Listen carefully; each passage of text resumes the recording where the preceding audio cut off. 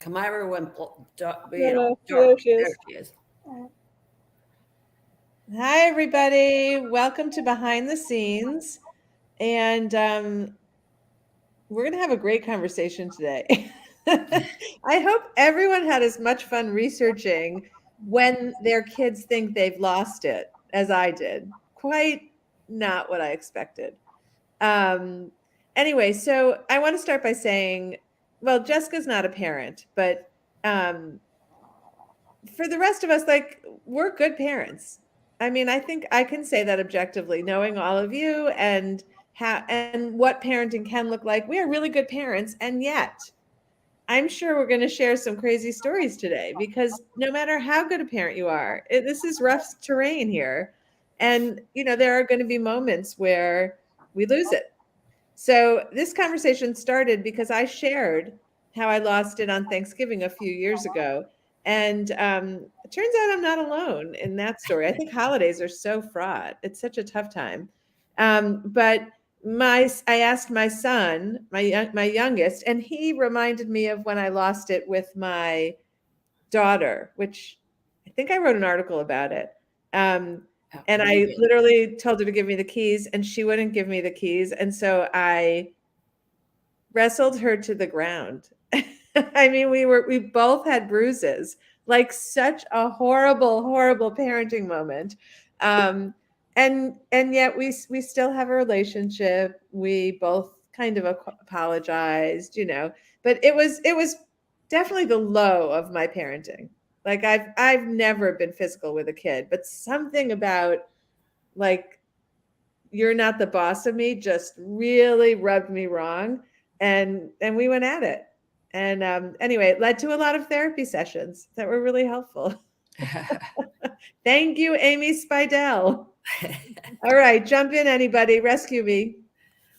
Well, I can share one I've shared before, I believe, but I think, just Sue, thinking about your story, I mean, there are times where, as a parent, we know, especially with teenagers, there's so much going on. Our schedules are busy. Sometimes we don't sleep well. And I think many of us hit that moment where we snap a little bit, and our kids snap too. And I think clearly you're not alone. And I've had that feeling more than once. But never done it. I probably haven't. I haven't. I mean, I know when my kids are little, certainly, I'm sure I grabbed one, or, I remember putting one up against the wall, kind of like, what do you, not little, but that, I don't know. I'm sure I did. But my famous story is just one evening. Clearly it was winter because it was dinner time. And I just had it. I cannot remember what instigated it, but I was just so angry with everyone in my family, husband, 3 boys. And I said, that's it. I'm done. And I walked out of the house and I slammed the door and took off. And once I had no idea where I was going, I just knew I had to get out. But once I got out there, I realized my irrational fear kicked in. And my irrational fear is I am not comfortable being out in the dark by myself. And I got to the end of the driveway, and we live in a neighborhood with lights and sidewalks, but I was like, oh my God, how far? Like, I was like that little kid, as someone said before, running away from home, but I couldn't really get past the neighbors, I mean. So I remember so angry. I didn't take the keys to the car. But I didn't want my family to see me. So I just walked back and forth in front of the neighbor's house. I'm lucky I didn't they didn't call the police until finally I could go back in. And when they said, where did you go, Mom? End of the driveway. But anyways, I don't know if it helped, but it was that moment of, I got to get out of here. I cannot take it. I'm done. I would have thrown something, I'm sure, if I could have thrown something. So, but my kids doesn't it suck when you can't even do it effectively? Like your kids, your family might not have even known you did anything. I mean, just that feeling. I still picture me sitting out there going, now what?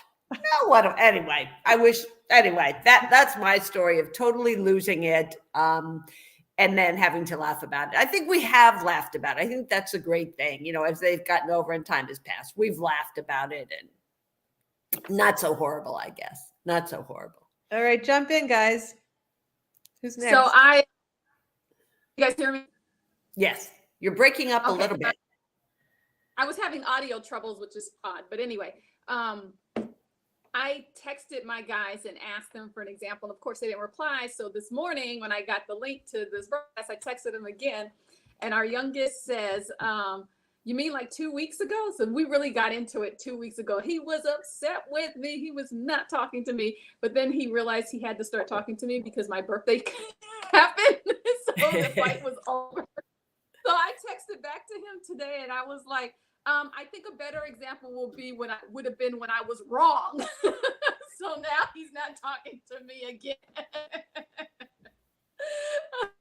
I think one of my most memorable ones was I was upset with all of them, and I'm really upset with all of them. One of them usually rises to the top at any occasion, and I was upset with all of them. And I went in the bedroom, and I didn't come out for days. I would not talk to them or anything, and they were like sliding. My husband would like put on a helmet and bring some food in or something. I was like, I'm not ready for any of you. I don't want to talk to you. I don't want to hear what you have to say. Nothing. Wait, when you say he put on a helmet, are you joking? Yes, but he did say, I come in peace. And Kamira, I believe you're like your situation similar to all boys, right? Do you have all boys?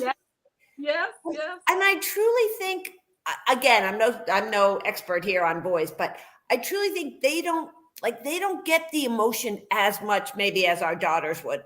I don't know. For me, my boys are like, they'll go at it, they'll fight, and then 10 minutes later, it's like, well, you want to go shoot some hoops? Like, hey, well, and so I don't think they get our need to space, time, talk to nobody. I know that's one thing they just didn't understand. Like, okay, get over it. They kept telling me, get over it.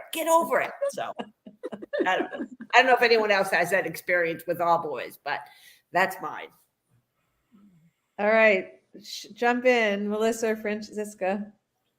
Well, I cannot, I think maybe because I don't have the older teenage years yet, that I have those I can easily see how I would lose it.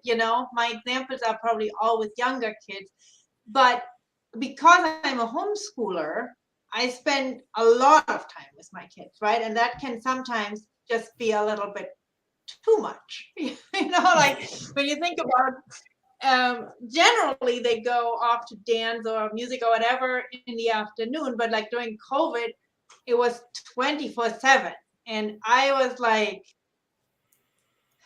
yearning, right, from having my space and my own time. And so it was very hard for me after a while to kind of be present and to, I would say a tendency to disappear, just to be like, I'm not saying anything, but I'm going to be in the bedroom. And unless somebody calls me, I'm going to just stay there. But I would easier lose it when they would be, just a lot of when there would be demands that I would feel like, are you kidding me right now? And I was thinking about this yesterday because my daughter was saying that she didn't like the shade of green her winter jacket had. And I was like, if you would have brought me with this on a different day, that would have not gone very well. And instead, yesterday was a good day. So I was like, let's talk about the definition of first world problems. But, if this would have been on a day where already a lot of things accumulated, that would have probably not ended so I feel badly for Francisca. She's trying to come up with a way to connect with her story. She's just a better mom. She's just a mom. I have younger kids. Just wait till your kids are older, Francisca, then talk to us. Oh, yeah, that's right. That's right. I have no doubt. I think she may be just a better mom because I was away when mine were infants and they really weren't doing anything. So she just may have better coping skills. Yeah. Hats off to you, Melissa. Help us out, Melissa. I'm going to try to help you out, but I'm not sure I can because I asked both my kids, and I think they're both more scared of how I went off on other adults than I went off on them.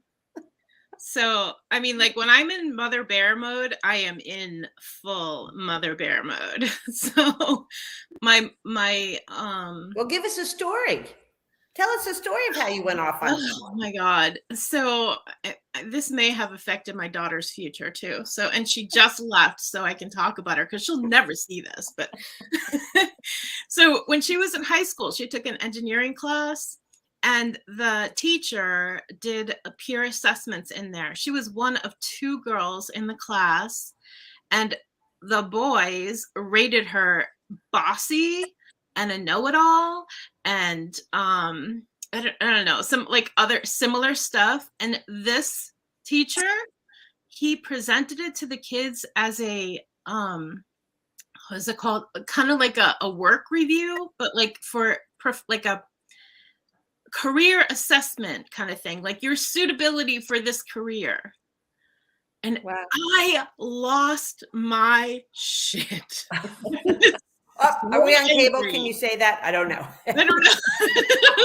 But like, and it was really hard for me because my dad was a teacher in the high school for 35 years. I have high respect for teachers, but this man, it was a man.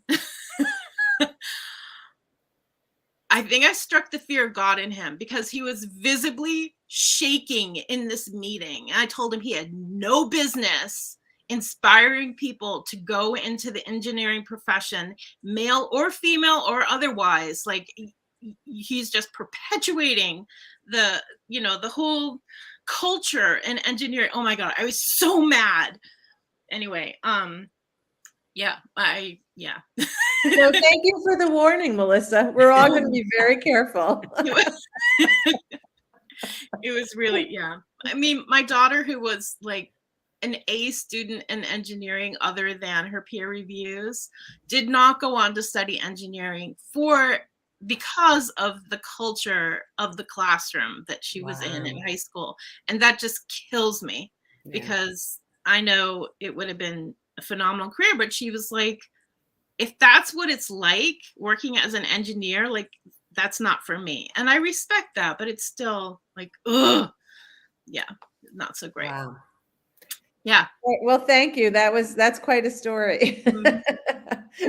Not as good as some of ours, but in terms of the, embarrassment, truthfully. Yeah. But Jess, do you have anything like with your parents that you can recall? I've been trying to text my parents a little bit just to see if they have any more input. Because like my mom is a very even-tempered person.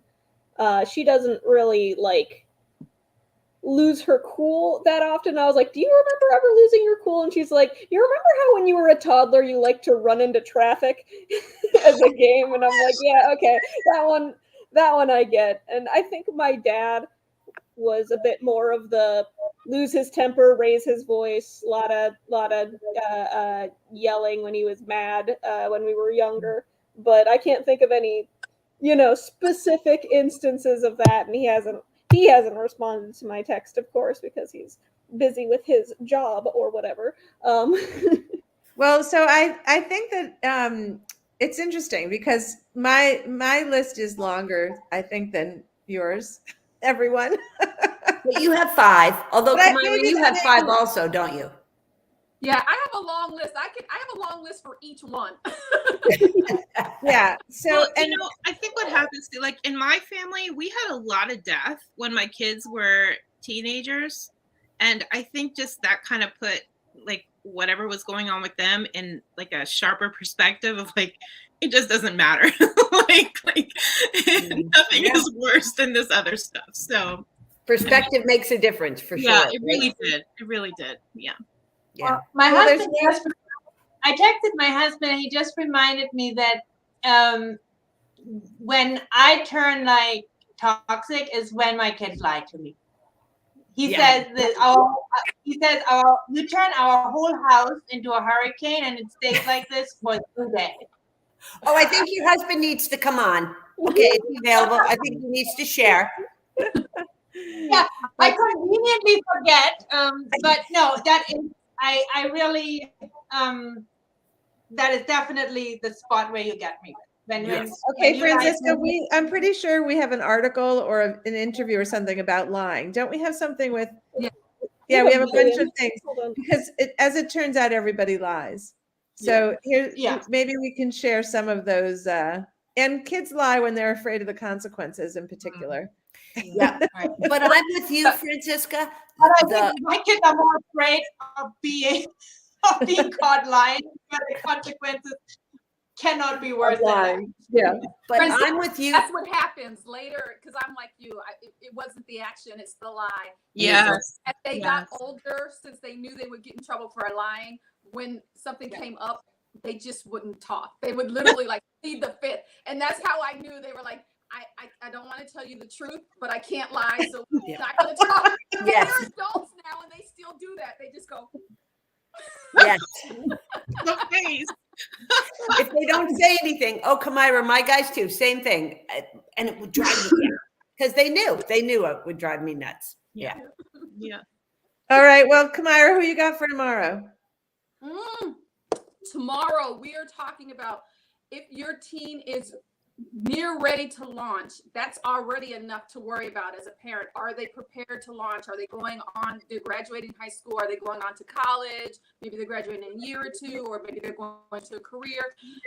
That's enough to worry a parent. But if your teen is receiving mental health services, what should you do to support and prepare them to launch, because they're going to be away from you, or at the very minimum, they're going to be a lot more independent, even if they're still near you. So we have a social worker talking, and she's run programs in this. She really knows how to support your teen. Her name is Dominique Harmon, and she's going to be on at 12 noon Eastern time tomorrow. We're going to be talking about supporting teens receiving mental health services as they launch.